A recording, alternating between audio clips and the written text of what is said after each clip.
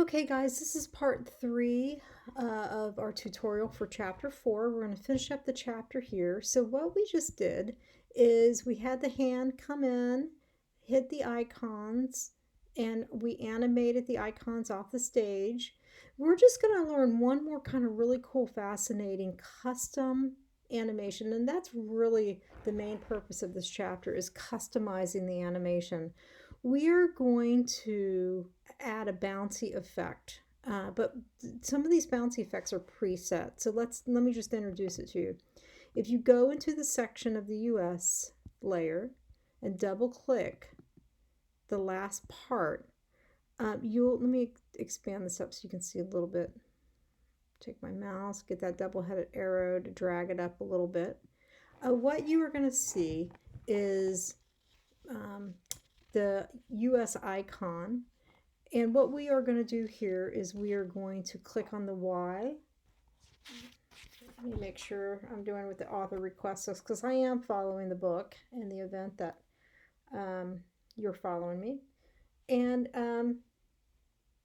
yeah, so we're going to do that. We're going to click the Y, and we're going to click Add Ease here.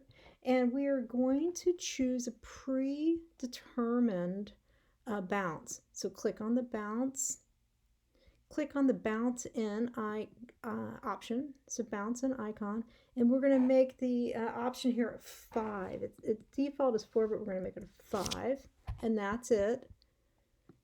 That is going to add a kind of a boom, boom, boom bounce to it. Now, double click out of this layer. Go into the Euro layer. Double click into this section. Make sure Y is selected. Click Add Ease, Bounce In. Choose this again. Click the Bounce In option. And this time we're going to leave the ease at 4.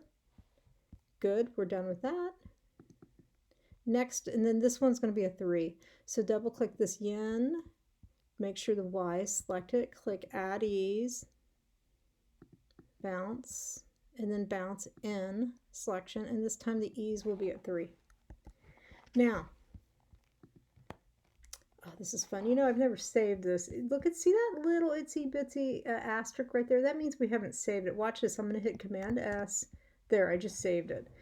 Okay, now let's go ahead and get out of this layer and come over here to the beginning and hit play and see what we like, if we like it. Oh, that bouncing is so cool. And you can see the little marks, the bouncing marks. I mean, if you really want to have fun, you could actually hit Control Z. You can actually start expanding and playing around with these. And let's keep it in the motion editor, though. Okay, so hit Control Z. Okay, here we go. Now let's go ahead and hit play or test movie. Hit this icon over here, test movie, and let's see what we get in a browser. Boom. Hey, that's pretty cool.